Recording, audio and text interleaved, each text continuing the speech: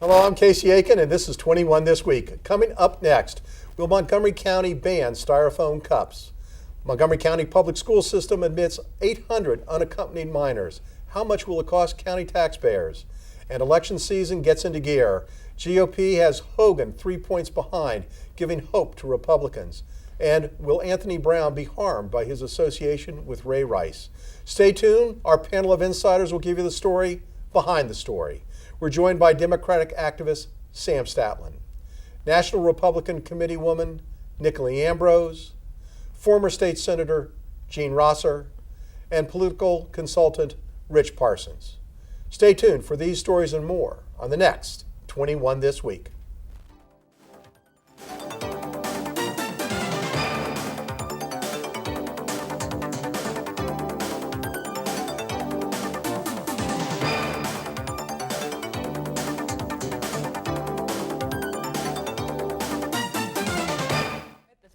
It's generally believed that statewide elections tend to gear up after Labor Day when voter interest kicks into gear 60 days before the election.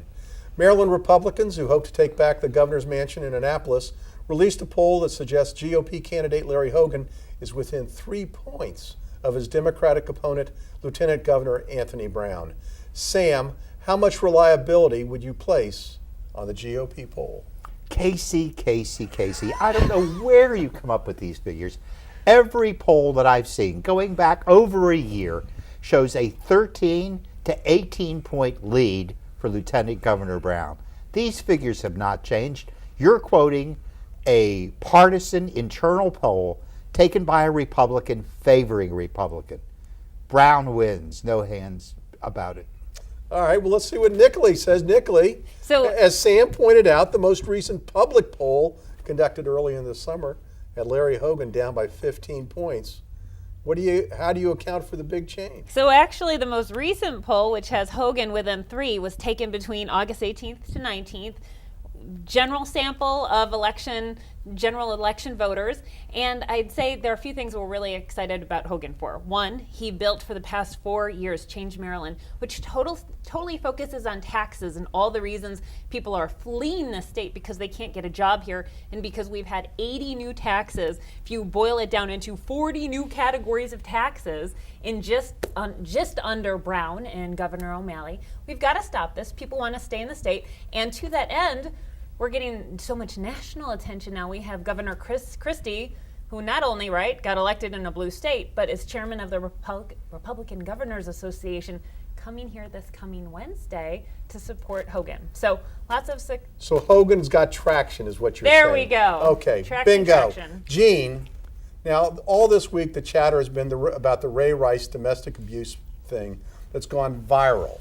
Now, Lieutenant Governor has been photographed wearing a Ray Rice jersey, and he's quoted as saying, "My favorite, I assume, player is actually Ray Rice." Will there be a negative fallout from this, and will it hurt the Lieutenant Governor? I really think that with 53 days to go until the election, and what's really on the mind of the voters are taxes and the many tax increases that Nicolee just mentioned. And I don't think that it's going to have much effect. I think that the Republican candidate has too much going on the issues to make that a big deal. It is a big deal, but it will not be a factor in this race, or a significant one. So Rich, we've heard some different opinions here. Mm-hmm. We've heard Sam say it's a slam dunk deal for Democrats. We've heard Nicolee say that voters in Maryland are fed up with the high taxes, and their candidate is gaining traction. Where do you come down on this? How do you sort this out? Well, first of all, Jeane's right. The only way the Ray Rice thing is really going to hurt the Lieutenant Governor is if he stepped out on the football field with him. Ray Rice is not going to hurt Governor Brown. What might is the attacks on him for his work on the health care reform issue, and the tax issue has some traction in this state. But I think at the end of the day, Maryland has a very strong Democratic majority in the likely voter universe that we're going to see on Election Day. The Republican Party continues to show real weakness in this state because of its positions on immigration, on its perceived intolerance towards a lot of folks in our society. And in a blue state like Maryland, they pay a heavy price for that. So at the end of the day, I think we're looking at probably Sam's scenario being more accurate and realistic. I see Brown winning this But Sam, probably by double digits. Wait a minute, Sam. Yes. I mean, you have to admit that Lieutenant Governor is not the strongest of Democratic candidates. There is no groundswell of enthusiastic support for him. I don't know about that. I'm going I to cut think in he's here had because great I am support. enthusiastic about him because Yeah. he's a moderate Democrat who's been a good leader in the legislature. He's been strong on transportation. He's got a lot to offer for job creation, investing in education, a lot of things voters really do support. So I think you can make a strong case for Brown, and I think voters will respond well to it. Now, And the voters here in the state of Maryland like to receive the services that they're receiving and are willing to pay the taxes that it takes to deliver. Now, you have some very wealthy people who get upset about state taxes. That's been mitigated in falling back. We still have other issues that wealthy people object to. But when you look at the number of wealthy people compared to the general electorate who are going to vote, be they independent, Democrat, or Republican, Lieutenant Brown wins. There's a huge block of unwealthy people who are very concerned about the expenses of living in Maryland. And I think that Hogan is running a robust campaign. He's doing extremely well, and I think if we can energize, the results from the primary election were dismal. Apparently one of the worst turnouts in the country, if not in the state. If we energize these voters, which I think Hogan is making a very good attempt to do, we can get them out along with the independents and sympathetic Democrats and pull this off. And when women Wait, I want focus, to go to Nicolee next. This election should be about pocketbook issues, kitchen table issues. How does my husband get a job that pays him what he used to make 8 years ago? How do I send my kids to school when the public education system is screwed up? We pay taxes. You don't have to be wealthy to pay taxes in this state. And what services are we getting for it? And furthermore, generally, if you promote someone, it's for good past performance. The only thing we can specifically point to Anthony Brown for is wasting $260 million and not even being able to get a healthcare site up. Please. That's not really fair. The $260 healthcare million, issue. you Look, can't get a website up, and now let's promote him? Yeah, I don't think first so. of all- Everyone knows in Maryland, first of all, the governor in this state is constitutionally the strongest governor in the country. And the lieutenant governor position, as much as you can give it lip service, is really about showing up and being there in case anything happens to the governor. There's really no responsibility that you can actually hang around Anthony Brown He had for one whatever job to do. whatever policy issues that you quibble with for Governor One O'Malley. job. I think Anthony Brown's offering a new vision, a different, slightly more, I think, moderate direction, and I think he's got a very good economic policy that involves investing in Listen, my transportation expertise- and higher my ed. expertise in 30 the state of seconds, Sam. Maryland is in healthcare. And I've been involved in healthcare reform going all the way back to when I had hair, which is an awful long time ago. This lieutenant governor probably has been more active as a lieutenant governor supporting the governor and issues that are important to Maryland voters than any recent lieutenant governor I can think of. The I rain think he's tax? done a fine job. All right. You can't blame individual things. But when women voters focus on Hogan's position on birth control and on paying for medications and drugs Hogan's whole through health campaign plans, is taxes. I have this no idea what guy you're talking is about because going. all he's talking about women is voters taxes. will not support it. Yes, because he won't talk about those issues that are hurting them. And amongst women voters, those are going to hurt them. He's Birth talking about control the is issues going to that a hurt Maryland them. governor can have control it over, sounds to- which it is sounds to not me like- raising Well, you're not 80 talking taxes. about those Sam, issues it when you talk about sounds to me health care, like you wanna- and you blame it on Sam, Brown when it was the Sam, legislator's Sam, responsibility to begin with. Sam, Yes. we got to wrap it up. Okay. So when we come back from the short break, we'll look at whether or not Montgomery County is going to ban styrofoam packaging and who's going to pay for the 816 border kids in Montgomery County. But it sounds like there's a division between our Republican guests and our Democratic guests as to whether or not there's any traction going on in this campaign. I guess we're going to have to do that next week also. Stay tuned when we come back from this short break.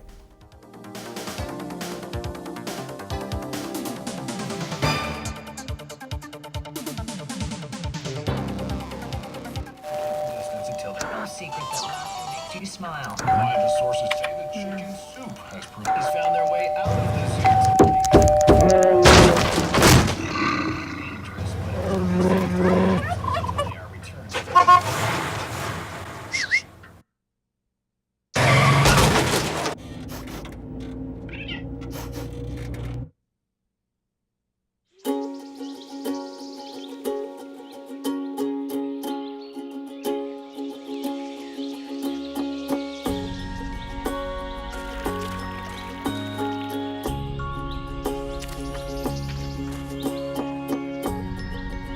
Getting closer to nature can get you closer to your family.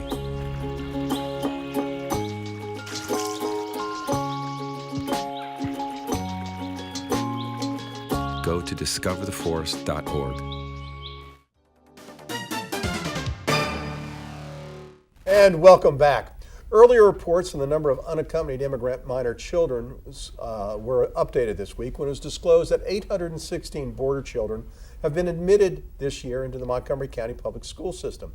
Now, in addition to the burden that these children have on overcrowding and depleting resources for many underfunded schools, it's also reported in the Washington Post that most of the children will need special and additional resources since the majority of the new students do not speak English and they have other emotional needs and may even be disciplinary problems and burden the school system. Jeane, as a former legislator, how do you try to handle this influx that confronts our school system? First, I want to say that the school system does a tremendous job with minority children, or soon to become majority children. They have experience in this, especially the Hispanic population. And basically, I think they know what they're doing. And the tab is something that is going to be horrendous, about $10 million. But they are being absorbed in the school system. And they have not only some resources, but outside networks that are helping these children with their education. But Jeane, many of these children are going to be placed into schools that are already overburdened and underfunded for the number of kids that are there already. This is a tremendous burden on the school system. Is it fair that Montgomery County is being burdened this way? Well, unfortunately, there's a generic problem of 54,000 children now coming into the United States. I don't think we have much choice here because the school's legal and moral obligation is to educate children who walk in the doors. And I'm afraid that we're going to be stuck with it, but I believe the school system will use its resources and its network. And there are many of these children and they're going to work with the parents as well, the parents and the guardians, and somehow it will work out. The main thing is to stop the children from coming into the country. And the good news right now is there's been a substantial drop in these children. We'll deal with that, but right now we've got to focus on what it's going to cost the citizens of Montgomery County. And Rich, as Jeane pointed out, the influx of 800 kids breaks down to $10 million in additional cost to our school system that is already making Montgomery County taxpayers feel like they're paying through the roof. What happens? Well, what happens, some of that cost is going to be picked up by the state and shared with state taxpayers. It's not all going to fall on Montgomery County. Prince George's County is taking in even more students than we are, and Fairfax is taking more than both of us. So the burden is going to be spread around. But I want to turn the question around, Casey, because I don't know how much you focused on what happens if we didn't do this. What happened if we just sent these kids back to Honduras and Guatemala? Have you been paying attention to what's been happening to these children? They've been murdered, they've been harassed, their families are being assaulted. The young ladies are being raped on the streets.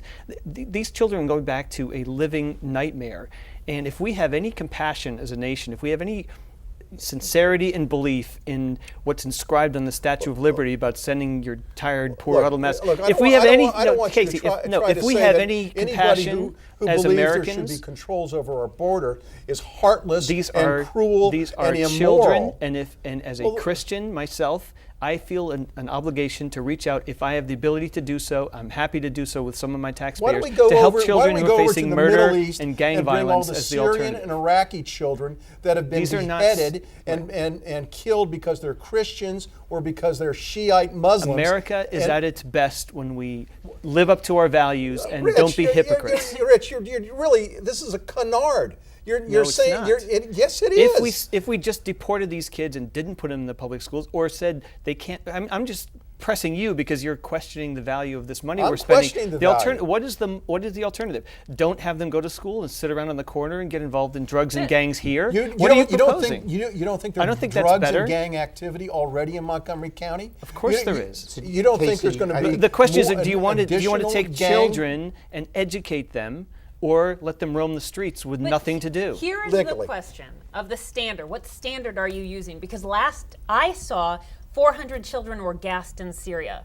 They have no chance if they're gassed. And then here in America, we have a pretty high mortality rate with people being killed, leaving and coming to schools in Baltimore, in Chicago, in our inner cities. And Can you we are do making I'd you are like making the us perfect is to the do enemy of a the good argument, better which is job totally of taking invalid. care of our But own the- kids. You can't say and that then because we having- can't save everyone, we can't save the ones we can help. What is the All selection I'm saying process? is- How can you say we only care Look, about these children kids- who are mistreated in No, this there's no country and not in let this me- country? time You out. guys are Time out. Where's the digressing standard? from Facts the here. issue. There's Wait, facts here wait a that minute. need to be. Let me finish. All right. There's a quick You got factual 30 point. seconds. We don't have any control over whether or not these kids are here. The Justice Department has sent them to live with families while their cases are pending. We don't have the option of saying, "Oh no, they can't live here." I'm sorry, that's not an option. So let's Why be is that realistic. not an option? We either pay the money to put them in the schools, or we let them sit around on street corners. Just So, the excuse question me. is, why Montgomery County? Why Prince Because George's this is County? where their families Why- are, and they're here while their Yes, cases most are of them are pending with in the fa- with immigration. relatives Yeah, they're in staying with Montgomery County. relatives, Casey, and we don't have any choice about this. So let's make So the let- best so of let's it get and the do our federal best for government these to pay kids. for this. Right, and there's because that's where Sure. the burden is. Nicolee, we Sure. got to wrap it up. There's an even more frightening figure from the DHS Secretary Johnson. He said each one of these children is costing $250 to $1,000 a day. A day. How are And For I'd what? like a So come standard up with an for alternative choosing for how what to we're do supposed this. to do that's It's a tough morally issue. Listen, in fitting with Montgomery who we are. County, Give me a we're plan for Syria, and delivering let's talk. the Sure, Primary let's do it Care all. Coalition and groups like it that provide free health care are going to spend approximately $65 to $100 per student on an annualized basis for physical exams, shot updates, and referrals for needed medical care, which in turn keeps our basic population healthy as All right, well. we got to wrap It's it up. Small Sam, bucks. I don't you're know gonna- where you're you going to have the get that last figure word on from. this. It's a tough issue. Nobody wants to send these kids back. Nobody wants to be heartless about it. But there is a burden that we all are absorbing, and we're going to pay for it. All right, we're going to go on to a more, I guess, pleasant topic. And always eager to save the world, agree County on. Council member Hans Remer, has proposed legislation that would ban the use of styrofoam food and beverage containers and packaging materials in the county. Now, the American Chemistry Council, in a response to similar bans in D.C. and New York, said the following: Styrofoam food service products are affordable, sanitary, sturdy, and provide insulation because no other alternative materials provide the same product characteristics near the same price point. And addressing the recycling issue, the alternatives likely will not provide significant changes from solid waste management issues currently faced by the county. Sam, isn't this just another checklist item from the county council and another demonstration that Montgomery County is unfriendly to businesses? I think it is a checklist item as far as the council goes. This is the kind of legislation that I don't feel needed to be introduced because we do have a modern incinerator. We're already handling these products. We already recycle. They're already set up to be recycled. I just flat out think it's a waste of time. What was the second part, though? The second part is I'm going to Nicolee to was the say, second part? Nicolee, here's the deal. You go to McDonald's, they don't offer styrofoam. You go to Wendy's, they don't offer styrofoam packaging. Isn't the county council living in the 90s when it comes to styrofoam? They need to stop with the intervention in people's lives. Let me just say, I'm a conservationist. I drive a hybrid. I recycle my bags. I recycle everything you can recycle. But the second the government tells me I need to do something is when I lose respect for the entire process. Educate people. Tell them, here are the things you can do to have respect for your surroundings and people. But government mandates are pretty ridiculous. This is a problem that is a non-problem. No, this is an example of total one-party domination of this county. That these council members can get away with introducing such nonsense legislation in an election year because they have no opposition. They can do what they please. It's a total waste. And I even recycle my styrofoam, my meat things already. So it is, and the enforcement, how do you enforce something And like it just kills Montgomery County businesses, because if I have a choice of where to go, I'm going to go out of Montgomery County to buy things. Nicolee and Jeane and Sam, you've all raised very good points, and I'm scratching my head thinking, why was this needed? What problem is this trying to solve that's so urgent that it actually takes legislative resources that could be brought into solving our transportation issues, or trying to find a way to get more job and private sector investment. And I do also agree with, let us make our own decisions. We're adults. We don't really need a nanny state here in Montgomery County. And I just wish legislators would just do a lot less, but do what they do better. Well, this is really sad. When all this panel agrees on anything, it breaks my heart, because I work so hard to try to stir up controversy between you all. We're going to have to wrap this up early because none of you are in disagreement with one another. And by the way, 7-Eleven still has styrofoam cups, and I guess that's the target we're going after. Big bad 7-Eleven. Anyway, when we come back from this short break, we're going to have the best parting shots of September. Stay tuned. You forgot one.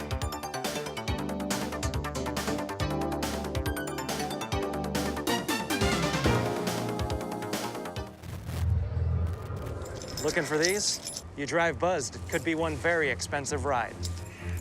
First, you gotta make bail. Then pay me to get your car back. Your insurance premiums will go through the roof. And my legal fees just keep adding up. All told, it could end up costing you $10,000. Nothing kills a buzz like getting pulled over for buzz driving, because buzz driving is drunk driving. And welcome back now with parting shots, Sam Statland. I'm really enthusiastic, folks. It looks like we might have a World Series here in Washington, D.C., and it could actually be Baltimore, Washington. The Nationals at this point have a 9-game lead. Go Nationals. Thank you, Sam. Actually, that was my parting shot last week also. So, all right. So, Nicolee Ambrose, what is your parting shot? All right, folks, we've got a rain tax. A rain tax. We tax the rain. We are the only state in the union to do this. Most other states pray for rain, and we tax it. So, please consider breaking the monopoly here in Maryland. Let's get rid of some of these 40 tax increases we've had. I urge you to look at Larry Hogan for governor, whose platform is to reverse these ridiculous tax increases, the gas tax, the rain tax, the list goes on forever, as you know. So please research things, look into it, and let's get rid of the rain tax. Thank you, Nicolee. Jeane, Roesser, your parting shot. We have about 54 days until the general election. And the Hogan campaign is gathering momentum. He's solid on the issues, and yes, many women will be voting for him for economic reasons. It means as much to us women as it does to the men. The only problem we have is turnout. If we get sufficient support for Governor Hogan, hopefully Governor Hogan, he will win. And Montgomery County is up for grabs, and the rest of the state as well, except for probably for Baltimore City and Prince George's County. We can do it if we have the turnout. Thank you, Jeane. Now, parting shot, Rich Parsons. Well, there is one issue that's going to bring people just running out to the polls this year, whether you're a Democrat or a Republican, and whether you're voting for Brown or Hogan. One of the key problems that I've been working on for about 20 years now is our transportation system in this region, which has been dramatically underfunded for decades. Part of the reason for that is every time the state ran into fiscal problems, they would stick their fingers in the cookie jar called the Transportation Trust Fund and just steal the money that was supposed to pay for road improvements, bridge repairs, new transit lines like the Purple Line. That money was so depleted over time. It's over $1 billion that was supposed to go to local improvements that's actually never been repaid. The state portions have gone back and forth like a Chinese shell game. It's been ridiculous. So there is a ballot initiative called Question 1 on everyone's ballot this November to stop raids on the Transportation Trust Fund. It's a lockbox amendment that would protect the Transportation Trust Fund so that the money we do collect from the gas tax, from your vehicle titling fees, from your Metro Transit fares, actually gets spent on what the legislature intended it to be spent on, which is investing in transportation infrastructure. And that means jobs, that means less congestion, and everybody who's sitting there wondering why they should get out and vote, that question alone is reason enough. Thank you. Thank you, Rich. I want to thank the panel for being here tonight. We are filming this on September 12th, and the importance and significance of which is that it's the day after September 11th and the 9/11 anniversary. And for all of us who live here in the Washington, D.C. area, I'm sure many of us had friends on American Flight 77 that went into the Pentagon. I personally had two very close friends that were on that flight and died. So this is a very memorial and significant date for me. But I also want to point out that September 13th is the anniversary of the writing of what has become the Star-Spangled Banner and the attack on Baltimore, when 200 years ago our country was attacked by the British in the War of 1812. So this is a wonderful memorial and a wonderful time to remember some significant things in our history. And I want to thank you all for being here today and thinking about them over the weekend. I want to thank the viewers for tuning in to Montgomery County's hardest hitting political talk show. And don't forget, you can like us on Facebook, follow us on Twitter. And for 21 This Week, I'm Casey Aiken.